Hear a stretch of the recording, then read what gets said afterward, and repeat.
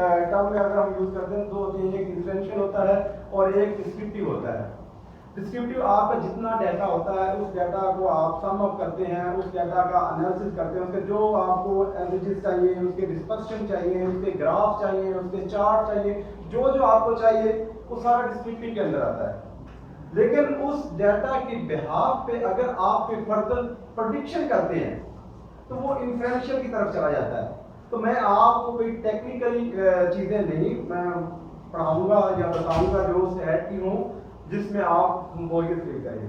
तो basic purpose यही होगा कि हम अपने इस जोन के अंदर रहते हुए, ज़ूलॉजी डिपार्टमेंट है ना साहब, यस सर, तो इसके अंदर रहते हुए ताकि आपका एक इंटरेस्ट भी बिल्ड होता है और आप काम भी होता है। ठीक है, अगर ज्यादा हम टेक्निकली जाए तो फिर वो बोरिंग हो जाएगा। ठीक है, यही एसपीएसएस हमें एक सेमेस्टर में पढ़ाया जाता है या एक सेमेस्टर होता है जिसके अंदर पूरा ये एक एसपीएसएस जो कि हमें आज 3-4 घंटे में पढ़ना है और ये इंशाल्लाह हम पढ़ लेंगे। और ये इजी है, ये पूरे उस सब्जेक्ट का निचोड़ है जो कि हर फील्ड में यूज किया जाता है, चाहे कोई साइकोलॉजी है, ज़ूलॉजी है, फिजिक्स, केमिस्ट्री, कोई भी है, कहीं लेबोरेटरी में चल रहा है, हर जगह में चल रहा है। तो एसपीएसएस उसके बाद अच्छा कुछ चीजें आती हैं पैरामीट्रिक वर्सेस नॉन पैरामीट्रिकल। पैरामीट्रिक और नॉन पैरामीट्रिक, जैसे कि आप कोई भी बात करते हैं, एक पॉपुलेशन है उसके कुछ पैरामीटर्स होते हैं। ठीक है, पैरामीटर क्या होता है, लाइक आपके पास एक पूरी बड़ा यूनिवर्सिटी के जितने भी स्टूडेंट्स हैं, मैं कहता हूँ कि ये हमारी एक पॉपुलेशन है, इसमें न्यू एडमिशन होते हैं तो उन बच्चों के जो एवरेज मार्क्स होते हैं वो क्या है, वो हमें पता होगा। जो हमारे इधर एडमिशन ऑफिस के पास सारा रिकॉर्ड होता है, हम वहाँ से लेके कंप्यूट कर सकते हैं।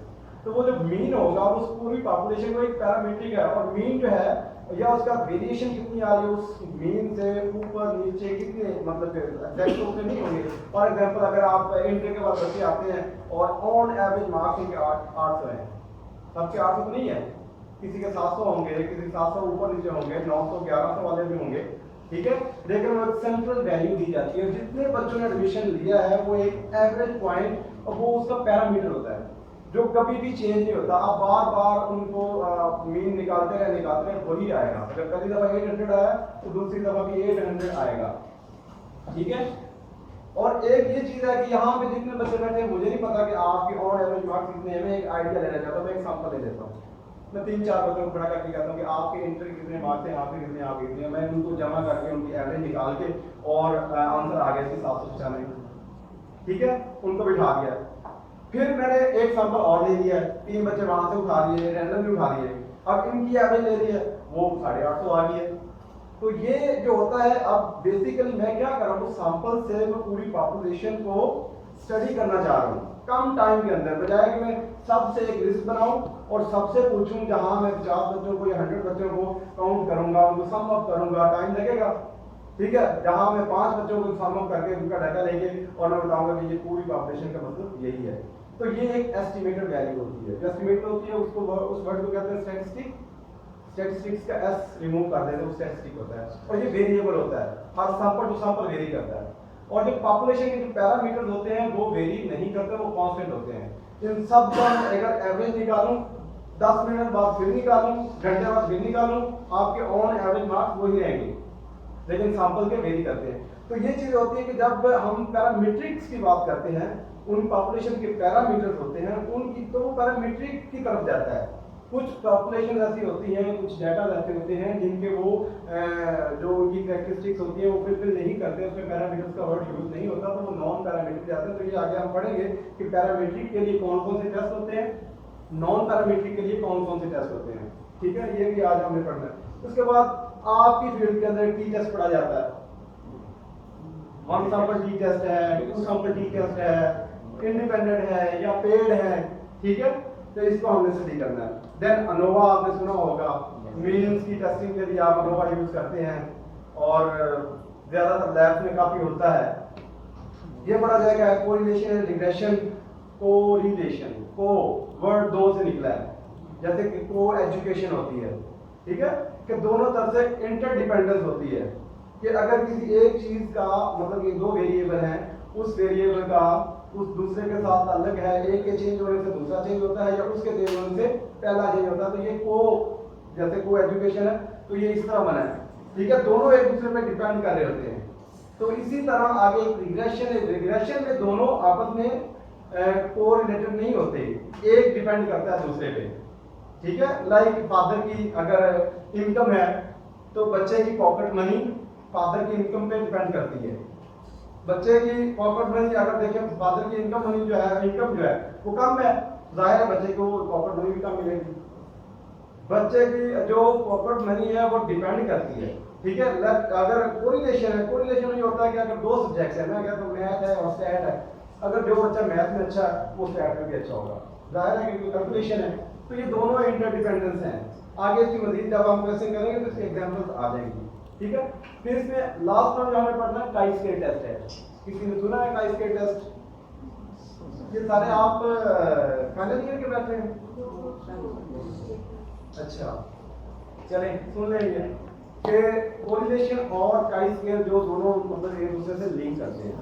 तो लिंक इसलिए करते हैं कि दो वेरिएबल है, उनका रिलेशनशिप जब हम चेक करते हैं और वो क्वांटिटेटिव वेरिएबल है, उनको न्यूमेरिकली मेजर किया जाता है, यानी कि वो एज है उसको मेजर कर सकते हैं, वो हाइट है उसको मेजर कर सकते हैं, किसी की इनकम है उसको मेजर कर सकते हैं। ठीक है, तो उनके दरमियान में कोरिलेशन यूज किया जाता है। लेकिन काई-स्क्वायर ये एसोसिएशन चेक की जाती है दो वेरिएबल के दरमियान में, रिलेशन ये भी दो वेरिएबल के दरमियान में है, लेकिन ये कौन से वेरिएबल हैं? जो क्वालिटेटिव हैं, जिनको आप न्यूमेरिकली मेजर नहीं कर सकते। यानी कि आप एक टीचर की सेटिस्फैक्शन लेवल कि वो किस तरह पढ़ाता है, आप सेटिस्फाई हैं या नहीं है, आप कितने सेटिस्फाई हैं, आप नहीं बता सकते कि मैं 1 kg सेटिस्फाई हूँ या 2 किलोमीटर का सेटिस्फाई हूँ, इसका कोई मेजरमेंट स्केल नहीं है। ठीक है, तो यहाँ पे आप कहते हैं कि मैं आज खुश हूँ, कितना खुश हूँ, कितनी खुश हूँ, मेजर नहीं कर सकते। बस ये आप एक जनरल आप एक स्टैंडर्ड बनाया कि बहुत खुश हूँ या थोड़ा कम हूँ या उससे कम हूँ। ठीक है, तो ऐसे वेरिएबल जिनको न्यूमेरिकली मेजर नहीं किया जा सकता वो क्वालिटेटिव होते हैं, और जिनको आप न्यूमेरिकली मेजर कर सकते हैं वो क्वांटिटेटिव होते हैं। तो उसकी जो रिलेशनशिप है क्या उन दोनों के दरमियान में एग्जिस्ट करता है, नहीं करता, तो उसके लिए हम कोरिलेशन की तरफ जाएंगे। अच्छा, analysis is about asking the right question. पहली बात तो यह है कि अगर आप क्वेश्चन किसी से सही पूछेंगे तो आपको उसका आंसर सही मिलेगा। सबसे पहली बात तो हम यही करते हैं कि आपने कुछ ऐसे क्वेश्चन होते हैं कि वो बेतुके से होते हैं, जब क्वेश्चन भी आपका सही नहीं है तो आप कैसे एक्सपेक्ट कर सकते हो कि अगला बंदा आपको आंसर सही देगा। तो इस तरह की छोटी मोटी चीजें जो है ना वो आपकी प्रेजेंटेशन के अंदर एक थोड़ा सा इंटरेस्ट डालने के लिए ये थोड़े से नमूने बनाए। ठीक है, making decisions with inaccurate data. आपके पास डाटा एक्यूरेट नहीं होगा तो आप कोई डिसीजन नहीं कर पाओगे। ठीक है, इसके एग्जांपल है कि पानी है ट्यूबवेल से निकल रहा है, अब आपके पास कोई मतलब आपको पता ही नहीं है कि मैं इसको कैसे कवर करूं, कैसे लेके जाऊं, और आप अपने वो जहां जो फसल जिसको लेके जाना है वहां कैसे लेके जाएंगे। आपने मतलब इनएक्यूरेट सारा काम किया होगा। एक्यूरेट आपने रियल में ट्यूबवेल लगे देखे होंगे कि पानी निकल रहा है आगे सीधा उसी फसल को जा रहा है। ठीक है, तो ये होता है कि इनएक्यूरेट डाटा आपका बहुत मैटर करता है। डाटा सबसे पहला आपका एक्यूरेट होना चाहिए। ठीक है, समझ आ गई इस बात की? आपने साथ मुझे रिस्पॉन्स भी देना है ताकि जहां से आपको समझ नहीं आएगी वो क्लियर करके हम आगे जाएंगे। ठीक है, ये देखिए ये भी एक फनी सी है, लेकिन ये भी यहाँ से भी कुछ आपको सीखने को मिलेगा कि 1 accurate measurement is worth 1000 expert opinion. आप 1000 से कोई ओपिनियन लें उसके मुकाबले में एक एक्यूरेट मेजर आपको वो उस पर भारी है। ठीक है, कैसे? यहाँ पे मैं आपकी एग्जांपल दूंगा कि आप लोग यहाँ पे बैठे हैं, मैं यहाँ पे कहता हूँ कि आपका इस वक्त ऑन एवरेज पिछले सेमेस्टर में सीजीपीए कितना है। यहाँ पे बहुत सारे एक्सपर्ट लोग बैठे हैं, एग्जामिनेशन से बुला लूँ, मैं आपके टीचर्स को बुला लूँ, ठीक है, जो आपको पढ़ाते रहे हैं। टीचर्स को पता होता है कि कौन सा बच्चा कितने पानी में है, ये कितना पढ़ता है या कितना जीपीए ले सकता है, नहीं ले सकता, बट वो एक ओपिनियन है। अगर मैं सबको ही आपका जीपीए ले लूँ और उसको कैलकुलेट कर लूँ, उसका एवरेज निकाल लूँ, उसको साइड पे रख दूं और फिर मैं बारी बारी सब टीचर को बुलाऊं या एक्सपर्ट्स को बुलाऊं, मुझे बताएं कि इन बच्चों के चेहरे देख के मुझे बताएं कि इनका एवरेज जीपीए कितना होगा। वो एग्जैक्ट नहीं बता सकेंगे, हाँ तो चले जाएंगे बट वो एग्जैक्ट नहीं बता सकेंगे। तो इसका मतलब ये है कि अगर आपके पास एक आपने एवरेज खुद सही कैलकुलेट किया है ना तो वो उन सब ओपिनियंस पे भारी है, ठीक है। तो इसका मतलब ये था। अच्छा ये भी वैसे ही है, choose the right tool for your needs. अगर आप अपना टूल सही यूज करोगे तो आप अपने मकसद को पालोगे, अगर आपने टूल ही सही नहीं यूज किया तो आप जो जो भी करना चाहते हैं फिर वो सही तरह से नहीं कर पाते हैं। ये बेसिक चीजें होती है बच्चों को, क्योंकि टेंशन होती है कि मैंने वो करना है, मैंने ये करना है, और वो जो बेसिक जो उनको अडॉप्ट करनी चाहिए चीजें फिर वो नहीं करते। बात का ये देखा अभी आप डिग्री होल्डर हैं, लोग डिग्री कर लेते हैं, डिग्री करने के बाद वो एग्जाम की तैयारी शुरू कर देते हैं, पब्लिक सर्विस कमीशन की या कहीं लेक्चरशिप की तैयारी कर देते हैं। अब उन्होंने सीधा सीधा क्या करना होता है, एमसीक्यू की बुक पकड़ी, बेसिक कंसेप्ट तो उनको पता नहीं होता। एमसीक्यू की बुक उन्होंने 1 महीने के अंदर सारी रगड़ के पी ली, ठीक है। अब उनको अब ये तो नहीं है कि वो एग्जैक्ट वही क्वेश्चन आएंगे। अब एक बच्चा है उसने उन टॉपिक्स को पढ़ा है और वो जो उस 1 महीने में उसने बुक खत्म की है, उस 1 महीने में उसने 2 टॉपिक कवर किए हैं। तो मैं कहता हूँ कि 2 टॉपिक उसको आने वाले 20 साल भी नहीं भूलेंगे, लेकिन जिसने वो 1 महीने में बुक पढ़ी है वो उसको अगले 10 दिन में भूल जाएगी, ठीक है। तो बेसिक्स को मजबूत करते हैं, पिछली स्लाइड का मतलब यही था, ठीक है। तो किसी भी डाटा को मेजर करने के लिए 4 मेजरमेंट स्केल्स होते हैं, जैसे कि आपके सामने है, नॉमिनल स्केल है, ऑर्डिनल स्केल है, इंटरवल स्केल है, रेशियो स्केल है। नॉमिनल स्केल ये आइडेंटिटी से निकला है कि किसी भी चीज की आइडेंटिटी शो करनी हो, लाइक आप कहते हैं कि जेंडर है तो जेंडर में मेल है फीमेल है, ठीक है, ये नॉमिनल है, ठीक है। आपकी शर्ट का साइज क्या है, मीडियम है, लार्ज है, ये भी हमने उसको आइडेंटिटी दी हुई है।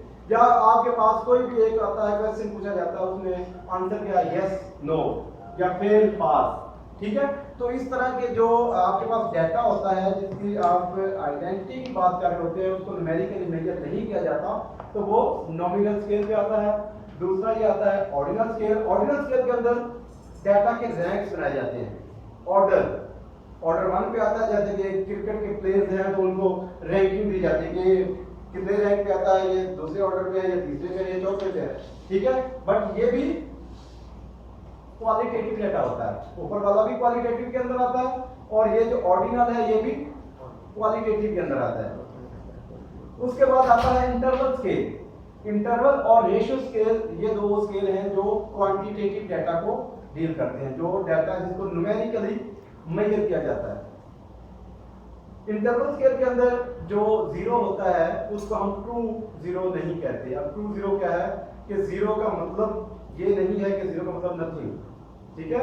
0 का मतलब भी समथिंग एग्जिस्टिंग, लाइक आप टेम्परेचर की बात करते हैं, 0 टेम्परेचर, इसका मतलब ये नहीं है कि टेम्परेचर खत्म हो गया, टेम्परेचर है, या फिर उसके अंदर एक कांस्टेंट डिस्टेंस जो चल रहा होता है, लाइक टेम्परेचर आपको फॉरेनहाइट में भी आप मेजर करते हैं, सेल्सियस में भी आप मेजर करते हैं, तो वो जितना गैप चल रहा होता है वो चल रहा होता है। इसमें अगर आप मैथमेटिकल ऑपरेशंस की बात करते हैं तो वो ऑपरेशन इसमें यूज नहीं होते, यानी कि 2 होते हैं, प्लस माइनस, मल्टीप्लिकेशन और डिवीजन के यूज उसका मीनिंग लेस होते हैं, इनका कोई मीनिंग नहीं होता। लाइक आज टेम्परेचर 20 है, कल 40 हो, तो आप ये नहीं कह सकते कि मतलब कि कल का टेम्परेचर आज से डबल है, ठीक है, इसका हरगिज़ मतलब ये नहीं है, ठीक है।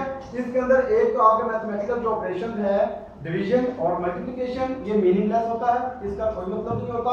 दूसरा इसमें ट्रू 0 पॉइंट नहीं होता। जो रेशियो होता है, रेशियो के अंदर जो पिछली सारे नॉमिनल भी उसी के अंदर आता है, ऑर्डिनल भी उसी के अंदर आता है, इंटरवल भी उसी के अंदर आता है, और रेशियो के अंदर एक उसकी अलग से एक प्रॉपर्टी ये है कि वो उसके अंदर ट्रू 0 पॉइंट होता है कि 0 का मतलब nothing, 0 money no money, 0 distance no distance, कि 0 वो एक स्टार्टिंग पॉइंट है, ये नेगेटिव की तरफ नहीं जाता, वो 0, इसलिए हम उसको कहते हैं कि एक ट्रू पॉइंट है कि 0 का मतलब नथिंग, ठीक है। तो ये 4 डाटा हैं, इन 4 डाटा सेट पे आपका कोई भी आप मेजरमेंट करते हैं तो इन चारों को देखते हैं कि ये डाटा कौन से स्केल को फॉलो करता है। तो यही हमें वहां पे एंटर भी करना है, जब ऐसे केसेस के अंदर आपने ये करना है तो इसको एंटर भी करना है। अच्छा, अब आपका काम शुरू हो गया। आपको फाइनल ईयर के अंदर या फाइनल ईयर के बाद या कोई रिसर्च वर्क या पहले भी कोई करना चाहते हैं तो सबसे पहला काम क्या होता है जी, डेटा कलेक्शन। ठीक है, कि डेटा को कैसे कलेक्ट किया जाता है। डेटा को डिफरेंट टूल्स हैं, डिफरेंट मेथड हैं, प्रो क्वेश्चनर होता है। आप तो आसानी ये गूगल डॉक में आया और व्हाट्सएप कर दिया, ये लिंक को फॉलो करें और डेटा इसमें पुट करते जाएं। नहीं तो पहले ईमेल होती थी, पहले ये भी होता था जो कि अब तकरीबन खत्म हो गया है, लेकिन अभी भी ये एक्सरसाइज चलती है कि किसी आई अथॉरिटी से डाटा लेना हो तो उनको प्रॉपर वो सील पैक करके पार्सल भेजा जाता है। ठीक है, वो उनके पास जाता है, उसको खोलता है, फिर करता है, फिर वो उनको बैग उसी एड्रेस पे भेजता है। ठीक है, तो इनके डिफरेंट मेथड्स हैं कि डाटा को कैसे कलेक्ट किया जाता है। अब जो भी मेथड है एट द एंड आपने उसको डालना एसपीएसएस के अंदर है।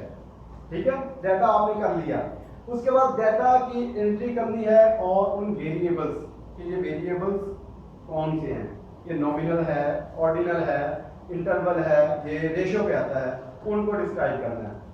तो वो जैसे मैंने बताया है, हम देखेंगे कि ये कौन सी कैटेगरी में आता है, हम उसके एसपीएसएस में वैसे ही पुट करते जाएंगे। ठीक है, अब डाटा एंट्री करनी है।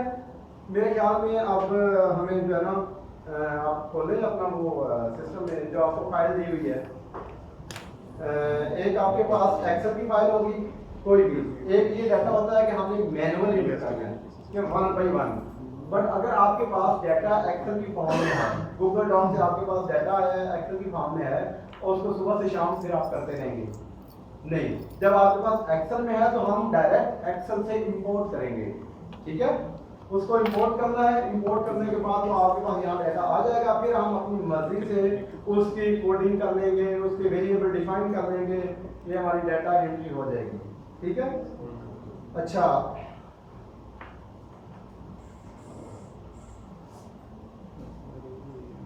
ये खोलें आप सब लोग। अभी हमें यहाँ पे थोड़ी सी प्रैक्टिस करनी है सर, वो दिखाइए मुझे काम में बात करिए।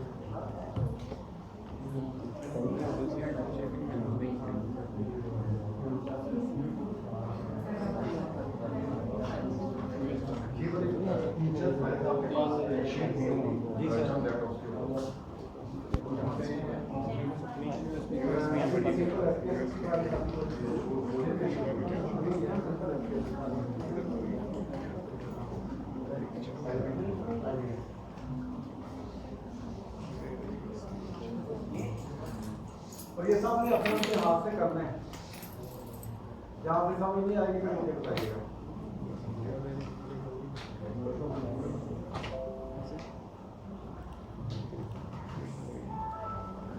आप लोगों ने ऑलरेडी एसपीएसएस की फाइल नहीं खोलनी जिसमें डाटा है, आप ये सिंपल एसपीएसएस खोलना है, वहां से हम एक कमांड से डाटा को वहां पे इंपोर्ट करेंगे।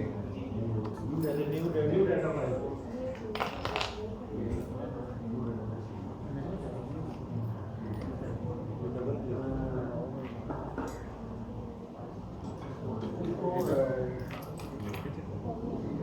यहाँ पे डाटा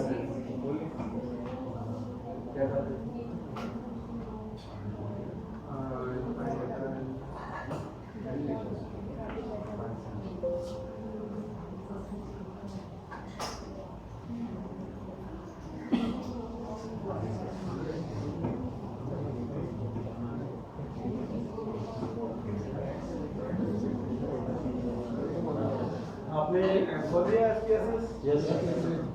यहाँ आपके लेफ्ट टॉप पे आएगा फाइल, और फाइल में ये सेंटर नंबर का ऑप्शन आता है ओपन।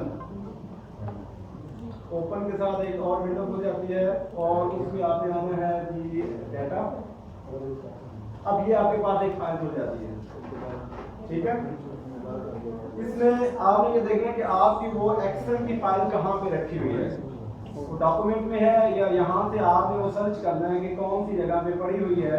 अगर आपकी डेस्कटॉप पे है तो आपने डेस्कटॉप पे आना है, और किधर पड़ी हुई है, डेस्कटॉप पे है। अब ये नहीं, अब नीचे आए चेंज करें, क्योंकि नीचे कमांड एसपीएसएस के तो ऊपर एसपीएसएस की फाइल यहाँ एक्सेल आपने शो करना है, तो अब वहाँ पे शो होगी एक्सेल की फाइल इंपोर्ट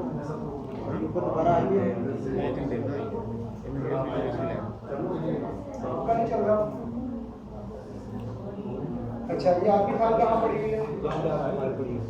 डेस्कटॉप पे है? जहाँ पे लगी है उस डेस्क पे है?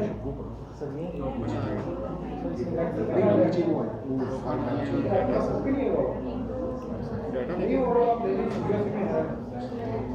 ये में रखी है, ये में रखी है, ये फाइल पड़ी है सर। ये ई लर्निंग जो है मोटिवेशन वो यूएस में रहता है। आपके पास भी कॉपी नहीं है? जी सर, इसमें सर इसमें कौन सी वाली फाइल? इंपोर्ट करना है फाइल। ये कोई भी एक्सेल की फाइल है आपके पास? बस ये फाइल सर, ठीक है सर, थैंक यू।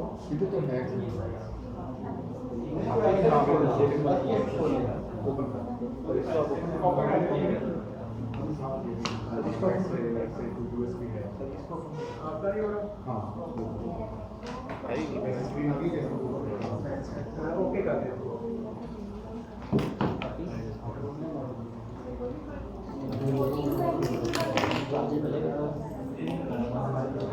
डिपेंड है, ये कोई और है नीचे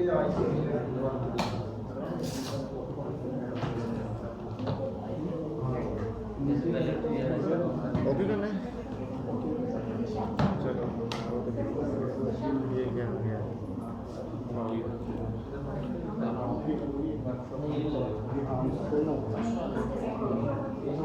नहीं तो होने नहीं था।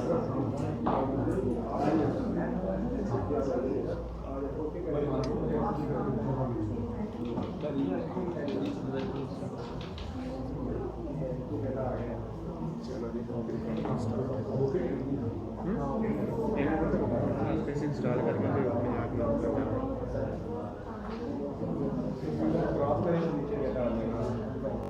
जीरो फॉर ईमेल, ठीक है। उसने ये कोड दिया है, ये हम आगे इनको रिप्लेस करेंगे यहाँ पे, ठीक है। उसके बाद उसने जितने भी उसके क्वेश्चंस हैं, आप उसके सेमेस्टर से सेमेस्टर को तो उसने वैसे 1 2 3 4 5 6 7 8 होता है तो उसने 8 तक वही लिखा।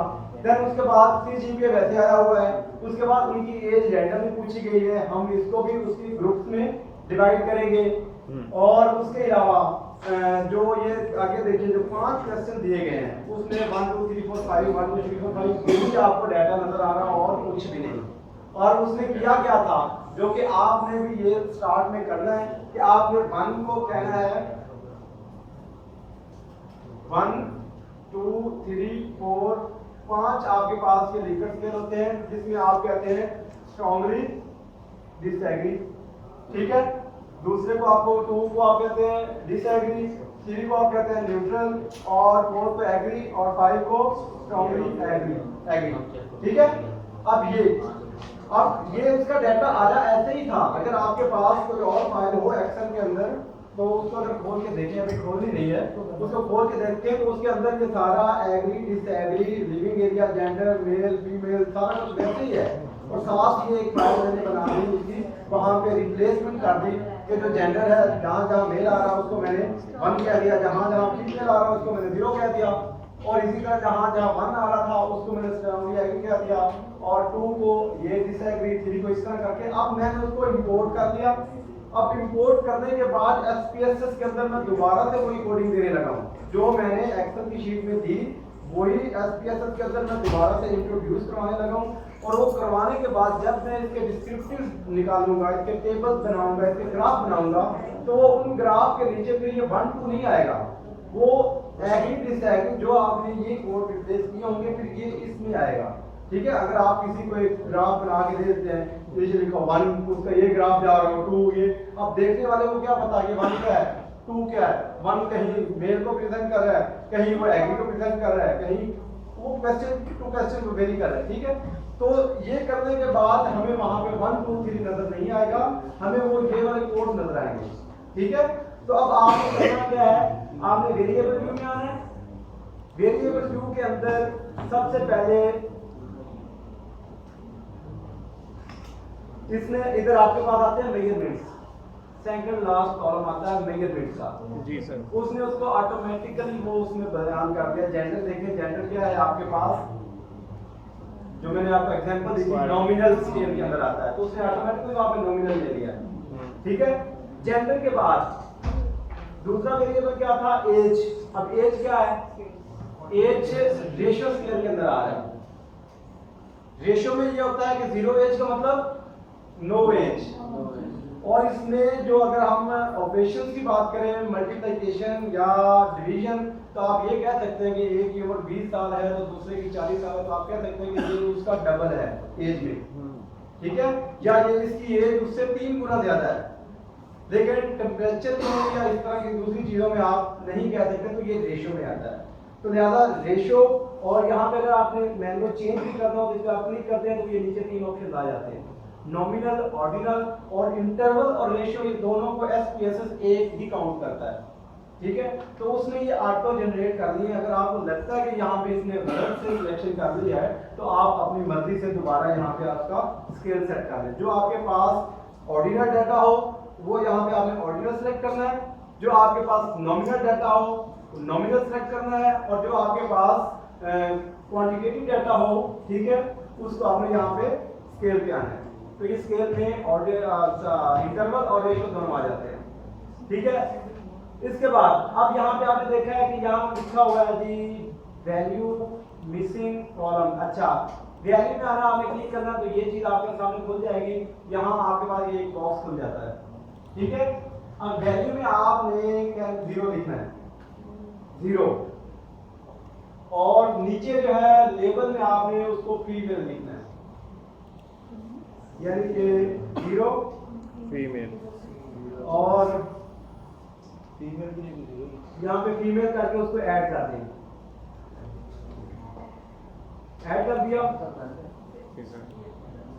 उसके बाद आपने दोबारा ऊपर लिखना है 1 और नीचे लिखना है मेल।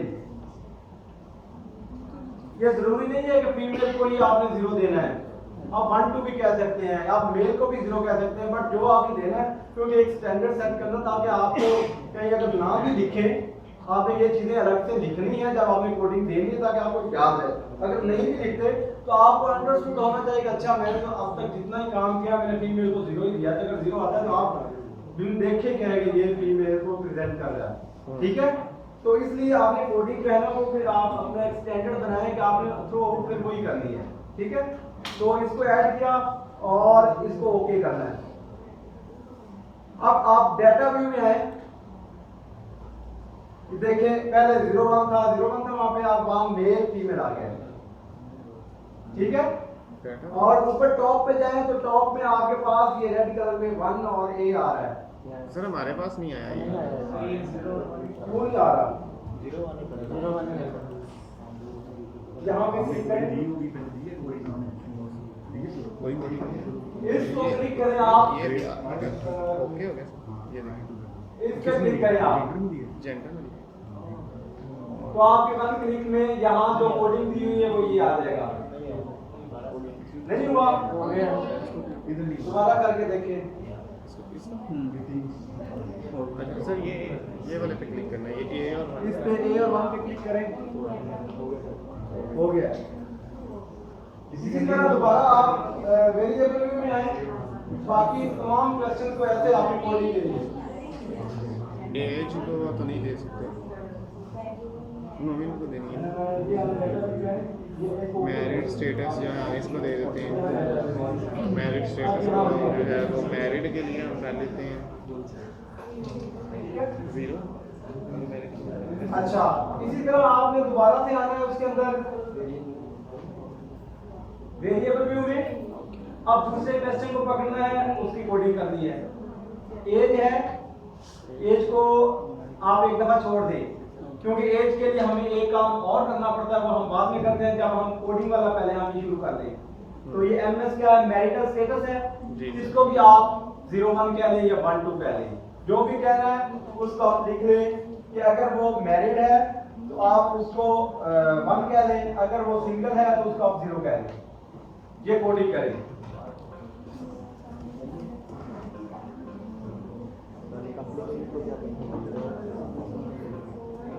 मैरिटल स्टेटस नन पे क्लिक करेंगे तो टेबल खुल जाएगा और उसमें आपने 0 और सिंगल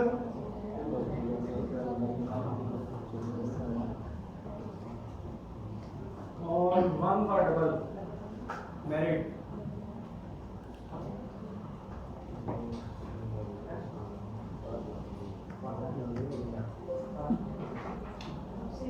स्पेलिंग देख लेना, मेरे अक्सर गलत होते हैं।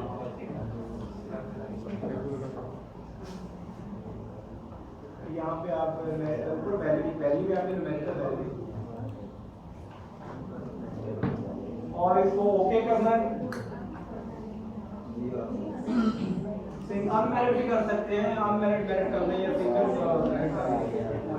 अच्छा, इसी तरह आगे आपने सेमेस्टर पे आना है। सेमेस्टर को 1 2 3 वैसे कहने दें, कोडिंग करने की जरूरत नहीं है। अगर आपने वैसे फर्स्ट सेमेस्टर सेकंड सेमेस्टर वो वैसे लिखना है तो वो भी आप लिख सकते हैं। Okay sir. फिर उसके अलावा आप सीजीपीए पे बिना है, उसके अलावा आपके पास एसपी का है स्टडी प्रोग्राम, तो स्टडी प्रोग्राम पे आप आए और इसकी कोडिंग करें। आप इसमें स्टडी प्रोग्राम में कौन कौन से ऑप्शंस हैं? इंटरमीडिएट है। अच्छा, ये वैसे मैं उधर से देख लूं कि क्या क्या है। स्टडी प्रोग्राम 1 2 3 1 2 3 है। अब ये मुझे नहीं याद कि ये एक्सेल पे इसकी क्या कोडिंग दी है। वहां पे अगर एक्सेल की शीट हम खोलें तो वहां पे ये लिखा होना था कि इंटरमीडिएट है, बैचलर है या मास्टर है, तो उसने उसको 1 2 3 कह दिया। देखना सर, ठीक है। अब वो दोबारा उस फाइल पे जाना पड़ेगा, तो लिहाजा हम ये फर्ज करें कि आपने 1 2 3 कह दिया, इंटरमीडिएट है, बैचलर है या मास्टर है, तो 1 हम इंटरमीडिएट, 2 फॉर बैचलर और 3 फॉर मास्टर। तो उसी तरह वेरिएबल में आके इसकी कोडिंग करें।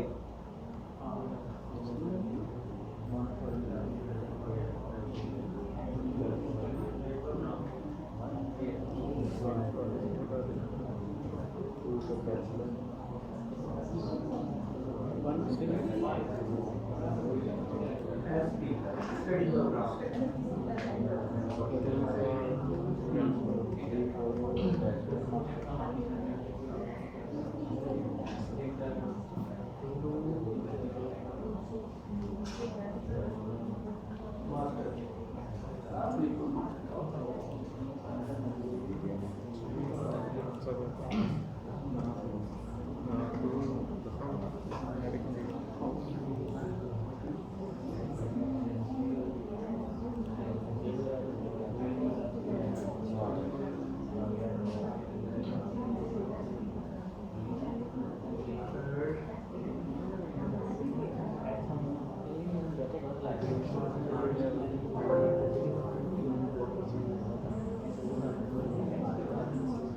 हो गया है।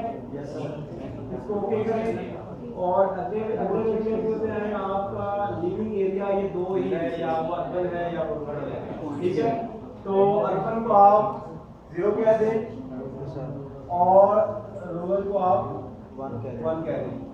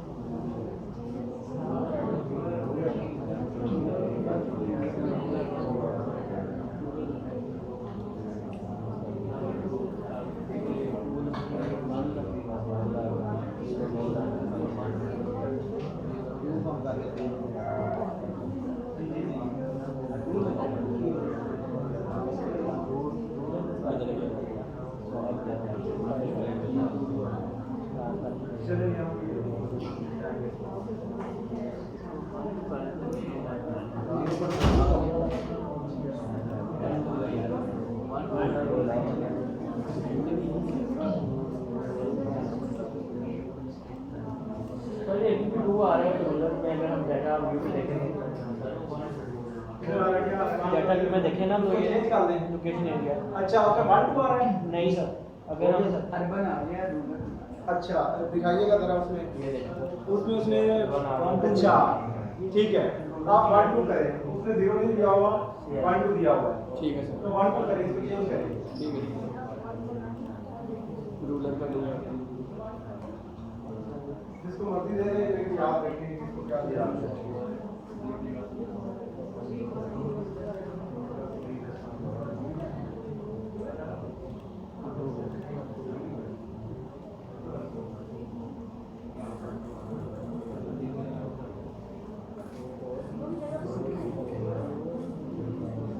अनपढ़ को 1 दे दिया और रूलर को 2 है।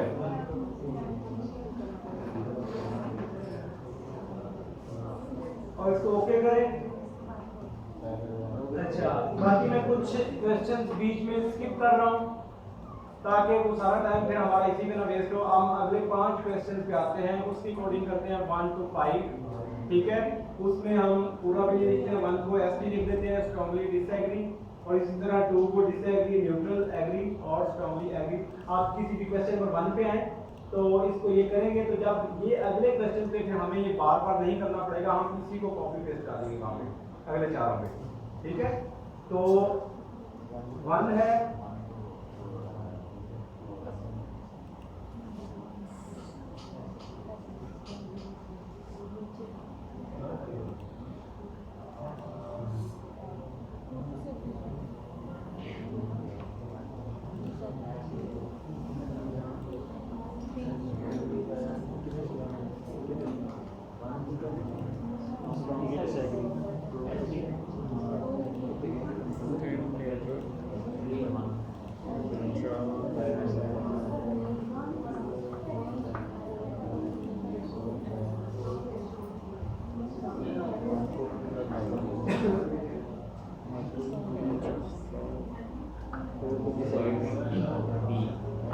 इस तरह के कंट्रोल सी करें और नीचे जाएं और उनको सब को सिलेक्ट करें और कंट्रोल भी करें। सिलेक्ट नहीं हुआ,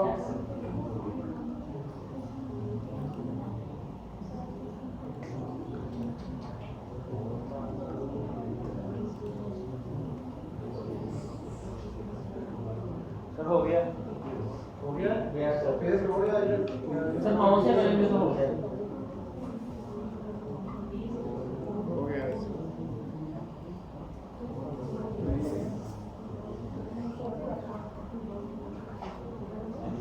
ठीक है। अब आए आप डाटा व्यू में,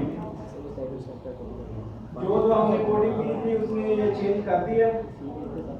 अगर किसी की नहीं चेंज हुई तो वो उसी तरह उसी जो ऊपर राइट पे आपके पास 1 और ए रेड कलर में है उसको क्लिक करेगा तो वो उसमें आ जाएगा। सर कॉपी दोबारा बता दो।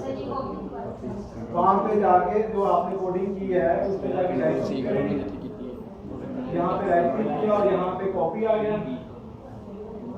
किसी भी आपने राइट क्लिक करना है जिसकी कोडिंग दी है उस एक पे राइट क्लिक किया तो ये सारा आपके पास बॉक्स मिल गया, कॉपी है, इसको कॉपी किया और नीचे राइट क्लिक करके आपने शिफ्ट और नीचे जो डाउन एरो है उसको करते रहें तो आपके पास ये सिलेक्ट हो जाएगा। फिर इस पे राइट क्लिक कर दें। वैसे तो विंडोज V से हो जाना चाहिए बट इधर नहीं हो रहा मेरे पास, तो आप इस पे राइट क्लिक करेंगे तो आपके पास पेस्ट का ऑप्शन आएगा, तो पेस्ट किया तो ये पेस्ट हो गया। सबका हो गया। अच्छा, अब आप डाटा व्यू में आए और डाटा व्यू में आपके पास ये चीज खुल गई है और इसमें आप एक व्यू में ये देख सकते होते हैं कि अगर आपके पास ये चीज है कि 1 2 3 4 5 ये क्या है, तो आप एक नजर उसको यूं देख लेते होते हैं कि 1 किसको प्रेजेंट कर रहा है, 2 क्या है, ये कॉलम क्या है, वो कॉलम क्या है, तो ये चीज आपके पास मौजूद है। ठीक है, डाटा की एंट्री और डाटा की कोडिंग ये आपकी हो गई है। ठीक है, अब क्योंकि बाकी कुछ रहती है वो फिर आप बाद में कर लेना। अच्छा, पर कोई इनमें से स्केल वैल्यू भी बता दें उनको कैसे चेंज करना। अच्छा स्केल पे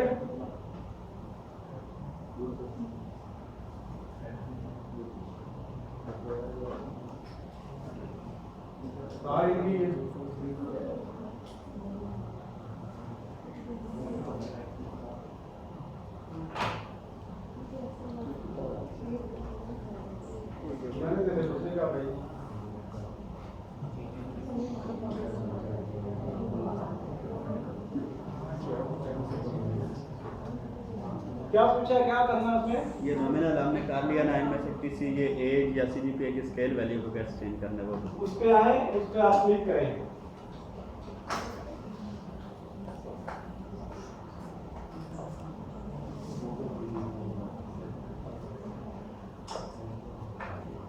इस पे आप क्लिक करें।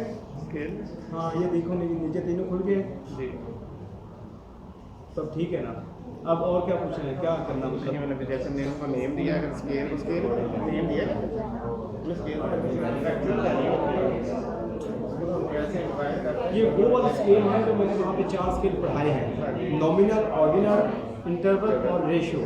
ये फिर डाटा उसको उस हिसाब से चेंज करते हैं। जो आपके पास जस्ट आइडेंटिटी होती है, ठीक है, उसको वो नॉमिनल की तरफ ले जाता है। अगर आपने रैंकिंग की है कि फर्स्ट ऑर्डर है, सेकंड है, थर्ड है, फोर्थ, फिफ्थ, तो वो आपको वो ऑर्डिनल सेलेक्ट करता है, ठीक है। और जो आपके पास डाटा जैसे कि CGPA है, आपकी एज है, या इस तरह का जो क्वांटिटेटिव डाटा है, तो वो स्केल पे आता है।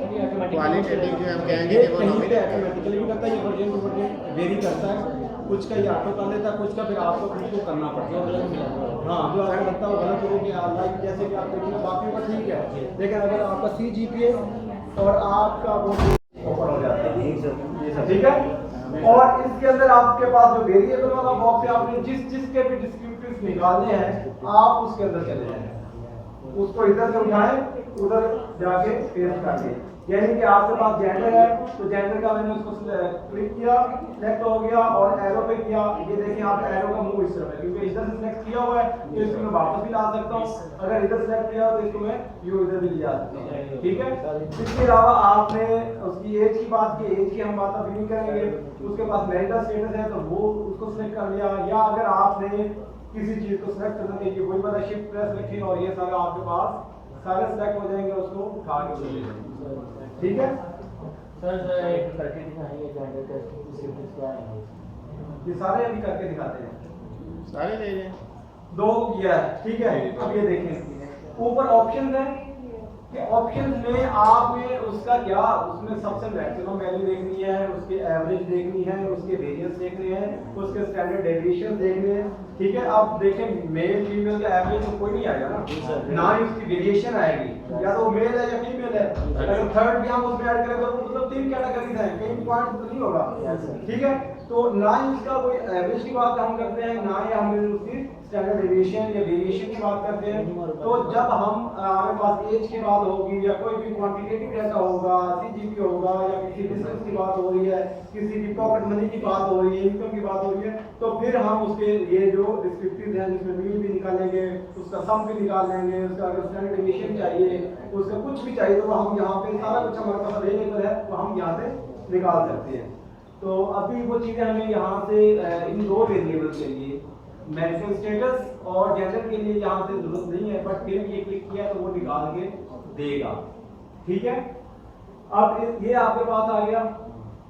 इसको आप जब ओके करते हैं तो आपके पास ये एक नया डायलॉग बॉक्स खुल जाता है, जिसमें आपके पास ये डिस्क्रिप्टिव है। इन 2 वेरिएबल हमने 2 पे सिलेक्ट किया है, तो उसका मिनिमम क्या है, क्योंकि कोडिंग की हुई है तो मिनिमम 0 है, मैक्सिमम 1 है, ठीक है। तो अगर कोई और चीज होती तो फिर उस पूरे डाटा में से वो मिनिमम वैल्यू उठा के यहाँ पे रखता, उसकी मैक्सिमम वैल्यू यहाँ पे उठा के रखता, फिर उनकी जो एवरेज आ रही है वो यहाँ पे बताता, ठीक है। और उसका मीनिंग स्टैंडर्ड डेविएशन वो सारा कुछ हिस्सा यहाँ पे बता देता। इसी तरह हम इसकी एग्जांपल इसको मिनिमाइज करके हम दोबारा यहाँ पे एनालाइज में जाके डिस्क्रिप्टिव स्टैटिस्टिक्स के अंदर डिस्क्रिप्टिव में जाके इन दोनों को सिलेक्ट करके हम वापस भेजते हैं। यहाँ पे हम CGPA ले लेते हैं या फिर हम उसमें एज ले लेते हैं। चलिए CGPA हम लेते हैं। CGPA में ऑप्शन हमारे पास ये आ रहा है, मीन आ रहा है, मिनिमम मैक्सिमम आ रहा है। इसको कंटिन्यू करते हैं। ये इसमें क्या आ रहा है, इसका ये हमारे काम का नहीं है, ठीक है। अच्छा, इसको ओके किया। अब यहाँ पे आपके पास टोटल ये 100 स्टूडेंट्स का डाटा था, ठीक है। उसने ये टोटल बता दिया। मिनिमम सबसे कम GPA 1.9 था, तो उसने ये यहाँ से सिलेक्ट करके दे दिया। और मैक्सिमम आउट ऑफ 4 3.91 GPA था, ठीक है, उसने ये दे दिया। ऑन एवरेज उन 100 बच्चों का ऑन एवरेज जो डाटा था मतलब इसी जीपीए था वो 3.15 समथिंग है, ठीक है। और स्टैंडर्ड डेविएशन जो उसकी वेरिएशन है आगे वो ये है 0.34 समथिंग, ठीक है। तो इसी तरह ये आपके पास जो भी आप अपने लैब के एक्सपेरिमेंट्स निकाल रहे होते हैं, आप कोई एरर निकाल रहे होते हैं, आप उनके मीन्स निकाल रहे होते हैं, कुछ भी निकाल रहे होते हैं, तो वो आपने डिस्क्रिप्टिव से ही आपको सारा कुछ मिलेगा, ठीक है। अब आप ये चाहते हैं कि हम इनके कुछ ग्राफ बनाएं, ठीक है। उन ग्राफ्स में आपने, क्योंकि ग्राफ ये चीज होती है कि आप खाली मैच देखते हैं, ठीक है। एक आम बंदे को भी पता होता है कि ग्राफ क्या शो कर रहा है। आप देखते हैं कि पाकिस्तान ने पहले 10 ओवर में यूं गया स्कोर, आगे यूं आ गया, ठीक है। उसके साथ फिर कंपैरिजन कर रहे होते हैं दूसरी टीम का, इंडिया है, इंडिया कुछ भी है, तो वो बताता उसका ग्राफ एक चल रही थी, लाइन चल रही होती है। तो वो कहते हैं कि पहले 10 ओवर में कौन सी टीम की परफॉर्मेंस अच्छी थी, या रन ज्यादा थे या आउट ज्यादा थे या जो भी था। तो वो एक आम बंदा जिसको स्टैट का पता ही नहीं है, वो ग्राफ को वो भी देख के समझ जाता है कि ये चीज क्या शो कर रही है। और वो एक इसी तरह आपके पास एक लाखों का डाटा हो, उस लाखों के डाटा को आप एक छोटे से ग्राफ पे शो कर सकते हैं। तो ये होता है डिस्क्रिप्टिव, एक टेबल के अंदर, एक ग्राफ के अंदर उस पूरे को, यानी कि डिस्क्रिप्टिव स्टैटिस्टिक्स को आप ये कह सकते हैं, अमूमन आप वर्ड भी कहते हैं कि इस पूरे डाटा के डिस्क्रिप्टिव्स क्या है। तो अंडरस्टूड है कि वो इन्हीं चीजों की बात करो। आप ये नहीं होता कि डिस्क्रिप्टिव मेन ही है या डिस्क्रिप्टिव स्टैंडर्ड डेविएशन ही है, वो ये देखा जाता है कि उस डाटा पे सूटेबल मेजर्स कौन कौन से हैं, ठीक है। सारे नहीं चाहिए होते हैं डिस्क्रिप्टिव उस डाटा के, तो उस डाटा के जो सूटेबल होते हैं उसको हम सम अप करके, वर्ड सुना है आपने, दरिया को कूदे में बंद करना, डाटा जितना मर्जी हो हम उसको छोटा सा करके प्रेजेंट कर देते हैं कि ये है, ठीक है।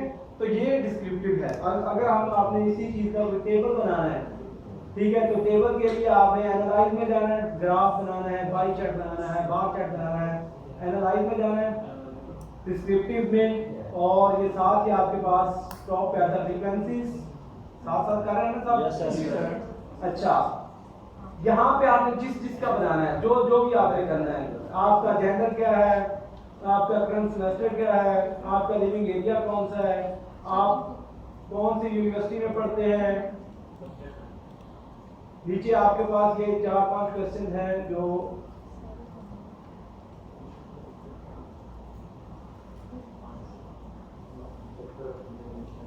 ये मैंने पॉसिबल थोड़े से कर दिए, सारे भी कर सकते हैं, ठीक है। अच्छा, ये सिलेक्ट करने के बाद आपने ऊपर जाना स्टैटिस्टिक्स के अंदर, फिर स्टैटिस्टिक्स में फिर आपने इसकी क्या क्या चीज आपको रिक्वायर्ड है। आपको उसका मीन चाहिए, उसका मीडियम चाहिए, मॉड चाहिए, उसका सम चाहिए, उसके परसेंटेजेस चाहिए, ठीक है, उसकी फ्रीक्वेंसीज चाहिए, जो जो आपको चाहिए आपने वो चीजें यहाँ से सिलेक्ट कर देनी है, ठीक है। मैंने वैसे रैंडमली कर लिया है, चाहे वो उस पे सूटेबल है या नहीं है, ठीक है। इसको किया। अच्छा, परसेंटेजेस के लिए वो कुछ नंबर मांगता है, वो हम नहीं दे रहे। नीचे आता है चार्ट, ये पॉसिबल चार्ट्स हैं, नन है, नहीं चार्ट चाहिए तो नन है। अगर आपको पाई चार्ट चाहिए तो पाई चार्ट सेलेक्ट कर दें, आपको बार चार्ट चाहिए तो आप बार चार्ट बना दें, आप उसके हिस्टोग्राम बनाने में हिस्टोग्राम को सेलेक्ट कर दें, ठीक है। आप अगर आपने कुछ के बार चार्ट बनाने हैं, कुछ के पाई चार्ट बनाने हैं, तो पहले आप वो कुछ सिलेक्ट करें, फिर सारे एक साथ सिलेक्ट ना करें, क्योंकि आप जितने आपने सिलेक्ट किए हैं यहाँ पे अगर आप बार चार्ट सिलेक्ट करेंगे तो सबके बार चार्ट बना देगा, सबके पाई चार्ट बनाना। अगर आपको ये होता है कि किसी एक दो का बार चार्ट बनाना है, बाकी का पाई चार्ट, तो इसी तरह वो आपने सारा प्रोसेस नए सिरे से करना है। उन दो को सिलेक्ट करें, उनके बार चार्ट बना दें, फिर दूसरे दो को सिलेक्ट करें, उनके पाई चार्ट बना दें, तो यहाँ पे बार चार्ट आ जाता है, ठीक है। और इसमें आगे है कि उन बार चार्ट के ऊपर परसेंटेजेस में शो करवाना चाह रहा हूँ या फ्रीक्वेंसीज, कि आउट ऑफ 100 मेल कितने हैं, आउट ऑफ 100 फीमेल कितने हैं, या आप एक जनरल कहना चाहते हैं कि मेरी स्टडी के अंदर जितने भी स्टूडेंट हैं उसमें इतने परसेंट मेल हैं, इतने परसेंट फीमेल हैं, तो आप परसेंटेज में भी ले सकते हैं, आप फ्रीक्वेंसी में भी ले सकते हैं, ठीक है। इसमें जो वर्ड सिलेक्ट करें और इसको कंटिन्यू किया और इसको ओके किया, आपके पास ये उसके स्टैटिस्टिक्स आ गए ओवरऑल। देन ये नीचे आता है व्हाट इज योर जेंडर। अब ये देखें what is your gender, your gender कहां पे लिखा है, वो लेबल के अंदर पूरी स्टेटमेंट थी, जबकि हमने नेम में, जो नेम के अंदर हमने क्या लिखा था, जस्ट जेंडर लिखा था। तो अपने आप के लिए, अपने सहूलत के लिए उसको जेंडर लिखा था, क्योंकि नेम के अंदर कोई पूरी स्टेटमेंट लिखने की जरूरत नहीं होती, क्योंकि ना कि उसके अंदर कोई स्पेस होती है, ना ही कोई न्यूमेरिकल नंबर लिख सकते हैं, तो इसलिए हम उसकी शॉर्टकट लिखते हैं। तो ये जो टेबल की हेडिंग आती है ये फिर लेबल से उठा लेता है, ठीक है। उसके बाद उसके लिए देखें फीमेल कितनी है 29 आउट ऑफ 100, और उसके अलावा मेल्स कितने हैं 71, और टोटल कितने का डाटा है 100 का है। उसके अलावा उसने उसकी परसेंटेजेस भी बता दी है कि कितनी परसेंट ये चीजें हैं, ठीक है। अब उसी तरह करंट सेमेस्टर कौन सा है, पहला सेमेस्टर का कोई बच्चा नहीं था, तो इसलिए पहला जो है ना यहाँ से मिसिंग है, ठीक है। दूसरे सेमेस्टर के 38 बच्चे थे, तीसरे के 23 थे, 28 थे, और इसी तरह ये कुल मिला के 100 स्टूडेंट्स का डाटा है, ठीक है। ये उन सब के इसी तरह जितने हमने क्वेश्चन सिलेक्ट किए हैं उनके ये टेबल आ जाते हैं, और इन टेबल को आप यहाँ पे कंट्रोल सी करें और अपने वर्ड की फाइल में जाके आप इसको पेस्ट कर लें, ठीक है। कोई भी आप प्रोजेक्ट लिख रहे हैं, वर्ड में लिख रहे हैं, कुछ भी चेंज एज इट इज आप यहाँ से कॉपी करें, उधर जाके पेस्ट करें, तो आपका ये काम हो जाएगा। अच्छा सर, ये जेंडर के लिए वैसे जो आप ग्राफ बता रहे हैं कौन सा ग्राफ है? ये नीचे जेंडर के लिए वैसे बेसिकली जेंडर के लिए अगर हम बात करते हैं दोनों सुटेबल है, ज्यादातर हम पाई चार्ट यूज करते हैं। अगर एक लेमैन है, स्टैट का बंदा नहीं है, तो फिर वो इसकी उतनी बारीकियों में नहीं जाता, ठीक है। अब देखिए ना, आप किसी भी चीज की एवरेज की बात करते हैं, तो हम ये स्टैटिस्टिशियंस क्या करते हैं, फिर हम वो देखते हैं कि डाटा की नोयत क्या है, उस डाटा पे कौन सी एवरेज के लिए 5 मेजरमेंट स्केल हैं। आप उसका सिंपल अरिथमेटिक मीन जिसको मीन कहते हैं, और एवरेज की बात है तो आपके दिल में मीन आता है, एक वो मीन होता है, एक वो मीडियन होता है, मॉड होता है, ज्योमेट्रिक मीन होता है, हार्मोनिक मीन होता है, ठीक है। आप यहाँ कैमरा लगा के बाहर खड़े हो जाए और गाड़ी की स्पीड नोट करें, ठीक है, और आपको बताया जाए कि यहाँ से जितनी गाड़ियाँ गुजरी है, 50 गाड़ियाँ गुजरी, आपने वो उनकी मेजरमेंट नोट कर ली है। आप कहते हैं ऑन एवरेज हर गाड़ी की कितनी स्पीड है, आप मुझे बताएं, तो यहाँ पे आप सिंपल मीन नहीं लगाएंगे स्पीड के लिए, क्योंकि हमने इसके लिटरेचर पढ़ा, उसको सारा देखा। स्पीड जब भी किसी भी स्पीड की बात होती है तो आप हार्मोनिक मीन यूज करते हैं, जब भी रेट्स एंड रेशियो की बात होती है तो आप ज्योमेट्रिक मीन में तरफ जाते हैं। तो मैं नहीं चाहता कि हम कॉम्प्लेक्सिटी में जाएं, ठीक है। तो यहाँ पे उनके लिए आपके पास बार चार्ट भी चलता है और पाई चार्ट भी चलता है। ये जितने क्वेश्चन थे सबसे उन्होंने सबके पहले बार चार्ट टेबल बना दिए, फिर उन्होंने यहाँ पे बार चार्ट भी बना दिए, जेंडर वाइज भी उसने बता दिया। आप जेंडर वाइज इस पर मैंने अगर डबल क्लिक करता हूँ तो यहाँ पे एक ऑप्शन आता है, इसको अगर मैं सिलेक्ट करता हूँ तो उसके वो ऊपर लिखा हुआ भी आ गया कि ये 71 है और ये 29 है। पहले ये शो नहीं हो रहा था। अगला ये देखें, ये चीज आपके बाहर है, या तो आपको बड़ी बारीकी से आपको देखना पड़ेगा कि जो है राइट साइड का आपके लेफ्ट साइड पे वो बार 40 के करीब है, वो 38 37 के लगभग कहीं है, एग्जैक्ट आपको नहीं पता, वो ऊपर नीचे भी हो सकता है। उसके बाद दूसरा बार जो है जो 3 4 5 6 7 8 ये सेमेस्टर है, तो हमने यहाँ पे कोई कोडिंग नहीं लिखी है, देखिए वो आ गया। अगर यहाँ पे आगे हम जाके देखते हैं वो एग्री डिसएग्री हमने, क्योंकि उनकी कोडिंग दी हुई है, बट यहाँ पे वो एग्री डिसएग्री ही आएगा। सर इस स्टेज पे आके हमें फील होता है कि नहीं हमें पाई चार्ट बनाना चाहिए, तो किस तरह उसको चेंज दोबारा फिर चले जाए वहाँ पे, वहाँ वापस जाएं। हाँ ये वही कमांड करें, आप पाई चार्ट लें, आपका इधर बन जाएगा। फाइनल तो आपने यहाँ से कॉपी करना है ना वहाँ पे जी, तो जो आपको सूटेबल है वो यहाँ से कॉपी करें, उधर जाके पेस्ट करें। सभी यहाँ से हमने एक रो को अगर पाई चार्ट का करें और एक रो देखो बाहर सेक्शन नहीं, इसमें अगर एक साथ आप करेंगे तो वो नहीं होगा। मैंने पहले बताया सिर्फ 1 मिनट लगता है यही प्रोसेस रिपीट करने में। यही खड़ा खड़ा अगर मैं ये कहता हूँ कि आपके पास ये सेमेस्टर है, ठीक है, तो मैं यहीं पे वो जाता हूँ एनालाइज में जाकर डिस्क्रिप्टिव में, फ्रीक्वेंसीज में ये जितना कुछ इधर मैंने सेलेक्ट किया हुआ था पहले, तो इसको मैं वापस ले जाता हूँ या फिर इसको रीसेट कर देता हूँ।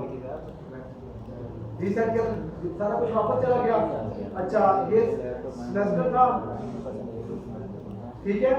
अब इसका मैंने चार्ट देखा, मुझे चार्ट वो नहीं चाहिए, मुझे पाई चार्ट चाहिए, ठीक है। वो नीचे आ गया, इसको कॉपी करें। अब यहाँ पे